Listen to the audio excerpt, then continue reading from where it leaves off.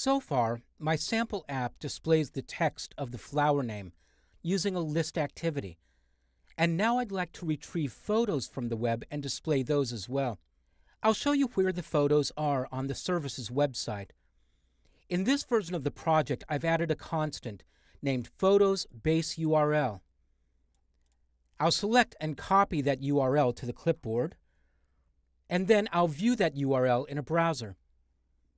This directory on my web server contains graphics, and each graphic has a name that matches an element in the feed. So, for example, this JPG file matches up with one of the data items, one of the products or flowers. My goal is to download these images to the Android device and display them in my list using the image view widget that I've already placed in the detailed item view layout. So here are the steps that I'm going to follow. First of all, I need a place to store the graphics, to keep them in memory so I can get to them easily. And the best place to do that is in my plain old Java object, my flower class. So I'll start in that class. I'm going to declare a new private field, data typed as bitmap. The bitmap class is a member of the Android.graphics package. I'll make sure it's imported into my class, and I'll give this field a name of bitmap. Then I'll use a quick fix for this new field and create a getter and setter. And I'll place the getter and setter after the last method in the class. In this case, it's setPhoto. That adds the new code at the bottom. I have a getBitmap and a setBitmap method. And that's all I need to do in the plain old Java object class. Now the next step is to loop through the data that I've already retrieved, which is now a list of flower objects, and retrieve each photo in turn. To make this a little bit easier, I've refactored this class a little bit. You might remember that my async task declaration, which is on line 84 of this file, has 3 generic declarations, and they used to be 3 strings. The first generic declaration is for the input type, the second is for the progress information, and the third is the return data type.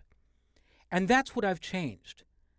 Now my async task, instead of returning a string, returns a list of flower objects. And in my doInBackground method, I've moved the code that parses the JSON feed so that it's happening in the background, as part of the background thread. Now, by the time the doInBackground method is complete, my data has already been parsed and is ready to use. And here's what's happening so far. When I get the data, I'm retrieving and displaying just the names of the flowers. And now I'll add the code that displays the images.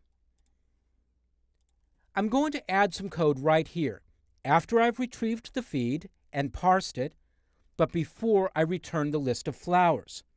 And I'm adding the new code here in the background thread because I'm now going to execute a whole bunch of new network requests, one for each image.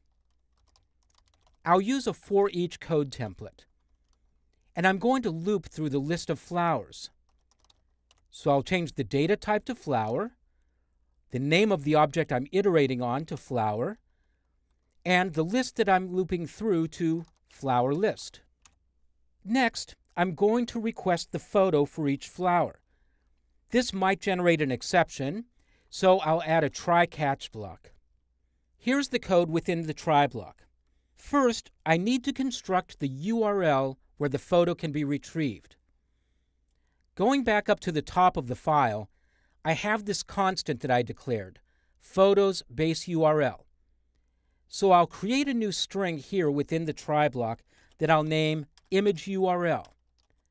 I'll start it with that new constant, photos base URL, and then I'll append to that the value of the photo field of the flower object, using the code flower.getPhoto. Now I have a complete URL pointing to the photo I want. Next, I'll create an input stream object. This is a member of java.io, and I'll name it in. And I'll get its value by creating a new URL object, and that's a member of java.net.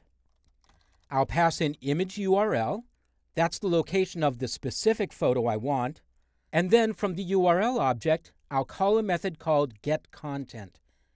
That retrieves the entire content of that location in one request. It comes back as a blob of data, and I can then access it through the input stream. I need to add some casting to this expression, so I'll use a quick fix and add cast to input stream. So now I have my input stream and I'm ready to get the bitmap. I'll declare a bitmap object, and once again that's a member of android.graphics. I'll name it bitmap, all lowercase, and I'll get that value by calling a class called bitmapFactory and a method of that class called decodeStream. And I'll pass in the input stream, which is named in. That line of code will take the stream, decode it, and turn it into an Android bitmap object. Now I'm ready to save the bitmap. I'll use that new setBitmap method that I just created, and I'll pass in the bitmap object. And that bitmap object is now a part of my plain old Java object, my flower. And finally, I'll close the input stream with in.close. If you prefer, you can move that code into a finally block. In the catch block, I'll just print out a stack trace. And so now I'm getting the data from the JSON feed and then immediately looping through the feed and retrieving each of the images in turn and saving them in my list. Those bitmaps will now be available when I go to display the list of data. And that display operation is handled in the adapter, the flower adapter class. So I've added a comment down here, display the flower photo in the image view widget, and that will take 2 lines of code. I'll create an image view reference. I'll type the name of the class and press Control Space to import it, and I'll name this image. And then I'll call view.findViewById and pass in r.id.imageView1. And be sure to cast the result as ImageView. Then I'll call a method of the ImageView object called setImageBitmap with image.setImageBitmap. And notice there are a lot of ways to set an image. I'm choosing this one. And I'll pass in flower.getBitmap. And that retrieves the bitmap object that I had previously saved in my list of flowers. I'll save that change, and now I'm ready to test. I'll run the app in the emulator, and notice that when I click the Get Data menu item, it's going to take a lot longer to get the results, because now I'm not just making an HTTP request for the JSON feed, I'm downloading all of the images. How long this takes to execute will depend on your network connection and, if you're working on a physical device, on the capabilities of that device. But if everything works correctly, you should see this result. You should see all the flowers, and for each flower you should see the name and the associated image. And because you're working in a list activity, you should be able to cleanly scroll up and down and see all of the data. So that's one approach to working with binary resources, retrieving them all in the same asynchronous task in which you've retrieved the original feed. In some applications, and with a small amount of binary resources, that should be fine.